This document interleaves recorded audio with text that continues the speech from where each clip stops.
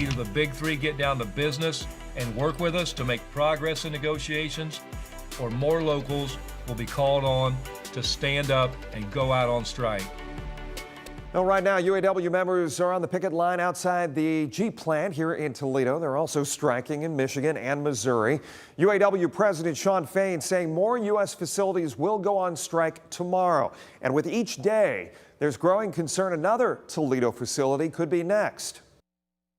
It's whatever is necessary to get, everything that we deserve, everything we want back. Now on this day 7 of the strike, other locals are preparing for the possibility of doing what they say is necessary.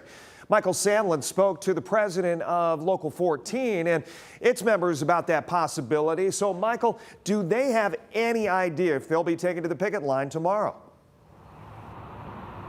Jeff, even Local 14's president, Tony Toddy, tells me he's still in the dark as to whether or not they're actually going to go out on strike, saying he likely won't get that answer until only a few hours before Fain's announcement tomorrow.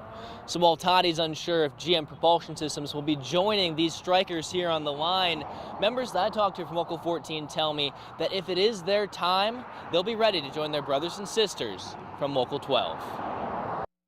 They're keeping it close to the vest, which we understand with their strategy, and they're continuing on this road. Our members are handling it pretty good. A lot of people could have anxiety at this time, but it'll be interesting. It's just hours before the UAW president's announcement, and every member of UAW Local 14, from President Tony Toddy down to quality operator Glenn Summers, are all holding their breath, wondering if they're next for the picket lines. It's a little nerve-wracking as we're in there. We're not knowing what's going to happen. Tomorrow an announcement could be we could be the next ones to go out. We're not sure.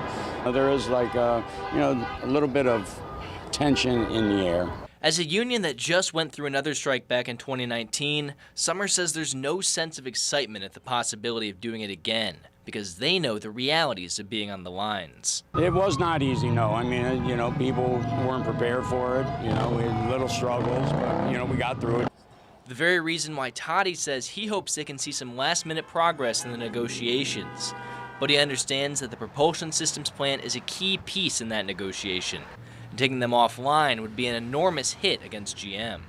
It would shut down the company. When you look at who we ship to for the heavy-duty trucks, Arlington with the very lucrative SUVs, it would really cripple the company. So if it does come to pass, Summers says he and his family will have to face those realities once again. It falls back again. Now we have to, reach in and dig down and, work to make sure everything's okay. Not just for ourselves, but everybody else that's in our community with us. But in the same vein, both he and Toddy say they're ready to do what it takes in the fight for better contracts. Every local was asked to be prepared for this moment. We're prepared. No, it means that we're getting what the American dream is all about. Working for a living, being able to support your family, have fun, enjoy life. We'll find out what's next for Toddy, Summers, and the rest of Local 14 tomorrow morning. Reporting in North Toledo, I'm Michael Sandlin for WTOL 11. Well, the potential of more members on strike does not come without a wave of community support. A massive Jeep convoy circled the Toledo North Assembly Complex this evening. UAW members and local Jeep bar Wheelin' on the Rocks put it all together. They say it's a great morale boost for the people out there picketing. And they say parades like this are a great way to show corporations that there is strength in numbers. It shows that the community is behind the workers, and hopefully the company takes notice that it's not just us trying to stand up for the working class. The whole community is behind our effort. Organizers estimate that as many as 400 people came out for that convoy. And the support continues. The Lucas and Wood County Democratic parties are hosting a food drive this weekend. They're accepting cash or items like canned veggies and proteins and mac and cheese. The drive is both Saturday and Sunday from 8 until 5 at the Lucas County Democratic Party headquarters. That's on North Huron.